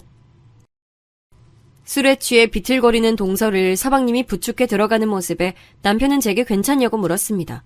재수씨가 저런 술버릇이 있을 줄은 몰랐다면서요. 저는 자격지심이라는 건 제가 동서에게 느끼고 있다고 생각했는데 이제 보니 동서도 제게 이상한 자격지심 같은 걸 느끼고 있을지도 모르겠다는 생각이 들었습니다. 동서처럼 잘난 사람이 도대체 뭐가 아쉬워서 저를 저런 식으로까지 무시하려고 하는 것인지 이해가 되질 않았거든요. 그냥 미안하다고 사과 한마디만 하면 끝날 일을 가지고 말이죠. 그런데 다음날 아침 주방에서 해장국을 끓이고 있던 제게로 아무렇지 않은 얼굴로 동서가 다가왔습니다. 형님도 어제 술 드셔서 힘드실 텐데 좀 더 주무시지 그랬어요? 누가 보면 월급 받고 하는 일인 줄 알겠어요? 아침부터 또 시작이었습니다. 동서는 도대체 왜 저렇게 밉살스러운 소리를 자꾸만 해대는 걸까요? 동서야말로 피곤할 텐데 좀 더 자지. 왜 이렇게 일찍 일어났어? 저는 형님이랑 다르잖아요. 평소에 일한다는 핑계로 집안일 안 한다고 시어머니며 아주버님까지 은근 눈치 주시는데 쉬는 날이라도 일찍 일어나서 좀 거들어야죠. 듣고 보니 동서도 어쩌면 제가 모르는 사정이 있었을 수도 있었겠다 싶었습니다. 동서나 서방님 둘 다 변호사인 건 똑같았고 오히려 동서가 경력이 많아 일도 훨씬 많았는데 시댁에 함께 산다는 이유만으로 집에 있으면 살림은 대부분 동서가 도와야 했으니 억울할 수도 있겠다 싶었습니다. 일도 많이 바쁠 텐데 시댁에서 시집살이까지 하느라 고생 많지? 앞으로는 내가 도와줄 수 있는 건 다 도와줄 테니까 언제든지 필요하면 말해. 형님이 도와주실 수 있는 거라? 뭐가 있을까요? 안 그래도 청소할 시간이 없어서 시간제 도움이라도 부르려고 했는데 괜찮으시면 형님이 좀 대신해 주실래요? 그럼 그렇지. 잠시라도 저와 동서가 어쩌면 같은 편일지도 모르겠다는 생각에 잠깐의 기대를 해봤지만 역시나 착각이었습니다. 동서는 그냥 심보가 뒤틀릴 대로 뒤틀린 고약한 성미를 가진 사람이었어요. 동서, 자꾸 왜 그래? 나도 동서 다 마음에 드는 거 아니지만 우리가 이미 가족으로 만난 이상 최소한 잘 지내려고 노력은 해봐야 하는 거 아니야?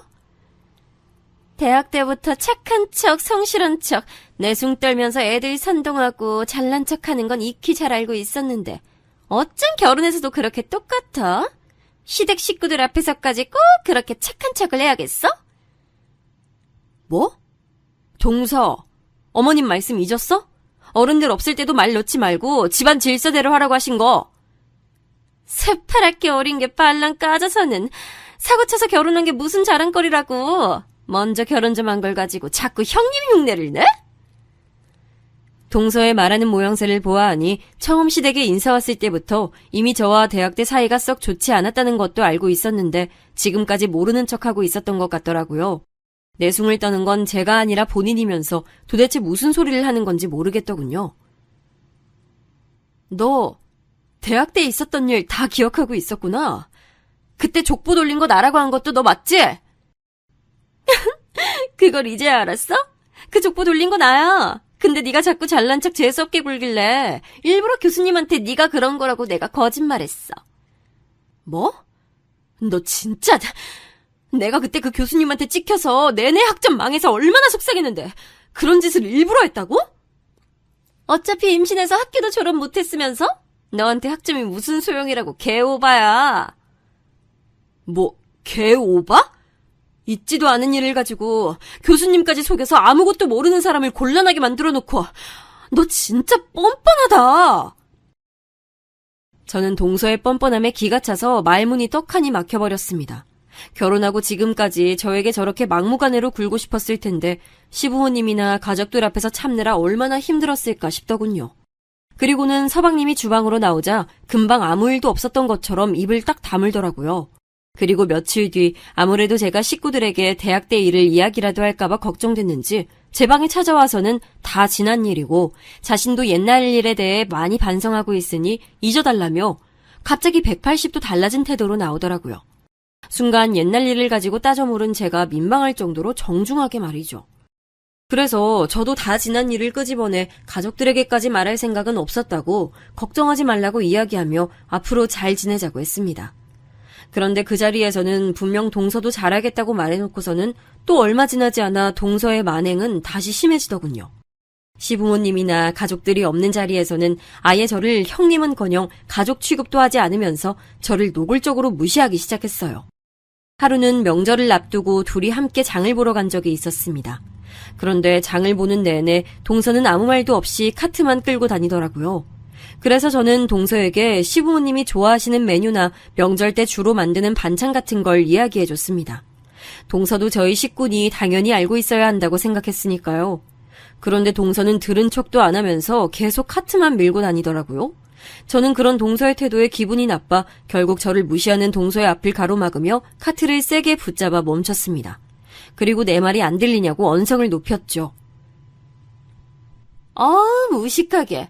사람들 많은 데서 왜 소리를 지르고 그래? 못 배운 거 티내니? 동서, 자꾸 정말 이럴 거야? 내가 동서한테 뭘 어쨌다고 이래? 너는 끝까지 동서 하면서 어지간히 나한테 형님 취급받고 싶은가 본데. 어쩌지? 나는 널 내 손윗사람으로 생각하질 않는데. 나라고 너랑 이렇게 한 집에서 지내는 게 좋아서 그러겠어? 어차피 이미 한 식구 됐으니 싫어도 할 도리는 하고 살아야지. 도리? 살림도 척척 잘하고 애도 법대까지 보낼 정도로 잘 키우는 너나 이 집 맏며느리로서 도리해. 난 그딴 한찮은 일 할 생각 전혀 없으니까. 하찮은 일이라고? 저는 참아보려고 했지만 그만 눈물이 왈칵 쏟아지고야 말았습니다. 동서가 저를 싫어해서 상처를 주려고 작심하고 하는 소리라는 걸 알면서도 참아지지 않았죠. 저는 마트에서 장도 보지 못한 채 그대로 집으로 돌아왔습니다. 그리고 며칠을 알아누웠어요. 시부모님과 남편은 도대체 무슨 일이냐고, 장도보다 그냥 올 정도로 아픈 거면 병원에 가봐야 하는 거 아니냐고 걱정했지만 저는 몸이 아픈 게 아니라 동서 때문에 화병이 난 것이라고 말했죠. 사실 동서가 처음 만났을 때부터 은근 저를 무시했었는데 그때도 저는 괜한 자격지심 때문에 착각한 것이라 여기며 넘어갔다. 그런데 마트에서는 아예 저를 대놓고 무시했다고 사실대로 얘기했어요. 그리고 도저히 저는 동서와 함께 살 수 없다고 말했죠. 제 말 한마디에 순식간에 집안 분위기는 싸늘해졌습니다. 시부모님께서도 화가 많이 나신 것 같았어요. 명절날 며느리들끼리 싸움이 난 것도 말이 안 되는데 어디 감히 손아래 동서가 손위 동서를 무시하고 문제를 일으키냐면서요.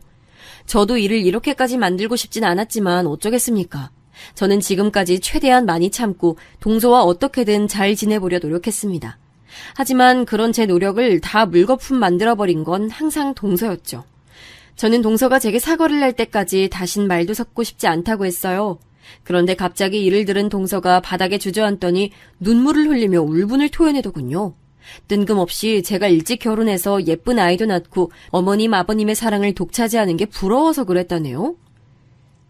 사실 저도 결혼하고 내내 노력은 하고 있는데 제 마음처럼 아이가 생기질 않아서 스트레스를 많이 받았나 봐요. 형님, 제가 실수했어요. 너무 죄송해요. 처음 듣는 이야기였습니다. 제가 알기론 분명 동서는 전혀 아이를 낳을 생각이 없는 걸로 알고 있었는데 갑자기 이런 상황에서 아이가 생기지 않아 스트레스라니요. 분명 지금 이 상황을 벗어나기 위한 핑계로 밖엔 들리지 않았습니다. 하지만 그런 사정을 알 리 없는 가족들은 동서의 말을 다 믿는 눈치였죠. 둘째야, 우리가 손주가 보고 싶은 마음에 너를 너무 힘들게 했구나. 절대 널 힘들게 하려고 그런 거 아니야. 안 생기면 할 수 없는 거지. 그래, 네 시어머니 말이 맞아. 아이 문제로 절대 스트레스 받을 필요 없어. 너희 부부만 행복하게 잘 살면 우린 그걸로 됐어. 이야기의 흐름은 분명히 제가 생각했던 방향으로 흐르지 않았습니다. 오히려 다시는 시부모님께서 동서에게 아이 얘기는 꺼내지 않을 명분을 만들어준 셈이었죠. 그 순간 알았습니다. 동서는 제가 생각했던 것보다 더 보통이 아니라는 사실을요. 아주 어마어마한 불엿이었습니다. 역시 변호사는 아무나 하는 게 아니었어요. 그날 이후 저는 홀로 마음속에 작은 백기를 들었습니다. 제가 저런 불려시를 이길 수는 없겠다는 확신이 들었죠. 그래서 저는 그냥 예전의 저로 돌아가기로 했습니다. 동서가 이 집에 들어오기 전처럼 말이죠. 저는 저대로 가족들 내조를 하고 집안일에 매진하기로 했습니다. 그리고 베이킹과 영어 공부도 꾸준히 열심히 했죠. 그리고 보란 듯 동서와 서방님 방 청소나 세탁까지 신경 써서 도와줬어요. 그러던 어느 날이었습니다. 세탁소에서 배달 온 동서와 서방님 옷을 받아 동서 부부의 방 안에 넣어주러 들어갔는데 우연히 동서의 화장대 위에서 난임센터 광고를 봤어요. 시부모님께서 괜찮다고야 하셨지만 사실 서방님은 항상 아이가 하나는 꼭 있었으면 좋겠다는 말을 은연중에 하고는 했으니 동서 나름대로는 난임센터까지 다니며 노력 중인가 보다 싶었어요. 그러다 며칠 후 저는 오랜만에 대학 친구들을 만나게 됐습니다. 친구 아이의 돌잔치였거든요. 이때 동서의 아주 큰 비밀을 알게 됐죠. 워낙 오랜만에 만난 친구들은 당연히 저와 동서의 사이를 궁금해했습니다. 대학 동기와 동서 사이가 된 느낌이 어떠냐면서요. 저는 아무리 친구들이라도 남에게 가족 험담을 해봐야 그게 다 제 얼굴에 침 뱉기니 그냥 서로 바빠 얼굴 볼 시간도 없어 사이가 좋고 나쁜 것도 없다고 대충 둘러대며 오늘 돌잔치의 주인공인 친구에게 말을 돌렸습니다. 우리 나이에 어떻게 그렇게 금방 아이가 생겼냐고요. 그러자 친구는 결혼 얘기가 나왔을 때부터 어떻게든 하나만 낳겠다 마음 먹고 전투적으로 노력했답니다. 대학 때는 남자친구 얘기만 나와도 부끄러워서 어쩔 줄 몰라 했던 친구들이 어느새 다 아줌마가 돼서 부끄러운 줄 모르고 아무 얘기나 막 하더라고요. 그러다 한 친구가 다시 제 동서 얘기를 꺼냈습니다. 근데 걔 수진이는 루프 제거 수술했겠지? 아니면 애 안 낳는다고 했으니까? 처음부터 남편이랑 합의하고 결혼한 건가? 뭐? 그게 무슨 소리야? 수진이면 우리 동서? 동서가 루프 시술을 받았다고? 어머, 너 몰랐구나. 걔 대학 때부터 애 안 낳고 즐기기만 할 거라고 입이 마르게 얘기하고 다녔잖아. 난 하도 쿨한 척하고 살길래 당연히 지금 남편도 알겠지 했는데. 친구의 말에 저는 눈이 휘둥그레졌습니다. 저는 3학년 때 학교를 그만둬서 몰랐는데 학교에서는 이미 공공연하게 소문이 무성했더군요. 가족인 저도 몰랐던 일이었는데 사실은 동서 친정 부모님께서 미국에서 변호사로 계신 건 맞지만 대학 때 두 분이 이혼하셨답니다. 당시 재산 문제로 소송까지 하며 한국에 왔다 갔다 하면서도 서로 수진이를 미국에 데려가지 않겠다고 싸우셨다네요. 이미 성인이 된 자녀를 부양할 의무가 없다면서요. 그때 수진이는 부모에게 너무 큰 상처를 받아서 부모에게 버림받았다고 매일 울고불고하며 자신은 절대 결혼도 하지 않고 아이도 낳지 않겠다. 친구들에게 매일 입버릇처럼 말했답니다. 그리고 이 남자 저 남자 만나며 매일 남자를 바꿔 사귀는 것도 모자라 갑자기 피임 시술을 받았다고 하더라고요. 그때는 다들 나이도 어렸고 피임에 대해 말하기 꺼리던 시절이니 동서의 행동이 이해가 안 되기도 하고 걱정되기도 해서 다들 충격적인 일로 기억하고 있었다네요. 친구의 말이 사실이라면 저도 충격이었습니다. 동서 친정 부모님께서 이혼하셨다는 사실도 저희 시댁에서는 전혀 모르고 계셨으니 그것도 충격이었지만 만약 동서가 아이를 원하지 않아서 정말 피임 시술을 받은 상태로 결혼을 했고 서방님을 속이고 계속 난임센터를 다니고 있는 척을 하는 거라면 이건 명백한 사기 결혼 혹은 저희 시댁을 모욕하고 있다고 생각할 수밖에 없었습니다. 저는 이 일에 대해 어떻게 해야 할지 몰라 혼란스럽더군요.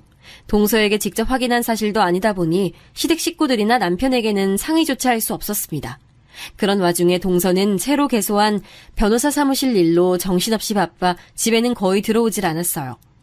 그러던 어느 날 사무실 개소 준비가 거의 끝났다며 집에 들어온 동서는 시댁 식구들이 모두 모인 자리에서 개소식 초대장을 모두에게 건넸어요. 동서가 아주 오래전부터 꿈꿔왔던 일이었으니 아주 행복해 보이더라고요. 시부모님께서는 이렇게 기쁜 일에 당연히 친정 부모님도 오시냐고 물으셨지만 동서는 아마 일이 바쁘셔서 못 오실 거라고 둘러대더라고요. 저는 그제야 동서에게 확실히 확인해야겠다 싶어 동서를 따라 방으로 들어갔습니다. 그리고 물어볼 게 있다고 말문을 열었죠. 얼마 전 대학 동창 아기 돌잔치에 갔다가 이상한 소리를 들었다고요. 그러자 동서의 얼굴은 차갑게 굳어 낯빛이 창백해지더군요. 저는 친구들에게 들은 이야기가 사실이냐고 따져 물었습니다. 그러자 지난번에 제가 동서 화장대에서 보았던 난임센터 광고지를 보여주더군요. 넌 걔네들이 하는 말을 설마 믿는 거야? 내가 피임 시술을 받았으면 뭐하러 난임센터까지 다녔겠어? 동서의 억울해하는 표정과 지난번 아이가 생기지 않아 힘들다며 눈물까지 흘리던 모습이 겹쳐지며 정말 내가 동서를 오해하고 있나라는 생각까지 들었습니다. 사실 아이 낳을 생각 없었다는 거 사실이야. 대학 때 친구들한테 그렇게 말한 것도 사실이고. 그런데 남편 만나고 나서 생각이 바뀌었어. 이 남자라면 우리 아버지랑 다르게 좋은 아빠가 돼줄 것 같아서. 저는 그럼 시술 얘기는 소문일 뿐이었다고 치고 부모님께서 이혼한 건 왜 얘기하지 않았냐고 물었습니다. 그러자 동서는 저희 부모님께서 처음부터 화목한 가정에서 자란 며느리를 원하셔서 얘기하지 못했답니다. 그러면서 안 그래도 자신도 계속 마음에 걸려 기회를 봐서 말씀드리려고 했다면서 자신이 차차 말씀드릴 테니 그때까지만 비밀을 지켜달라고 부탁하더라고요.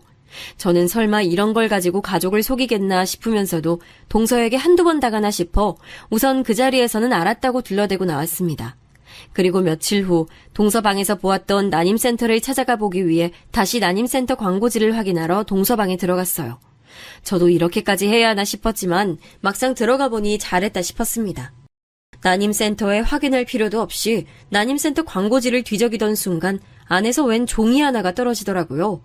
열어서 확인해보니 다름 아닌 루프 재시술 진단서와 시술 영수증이더군요.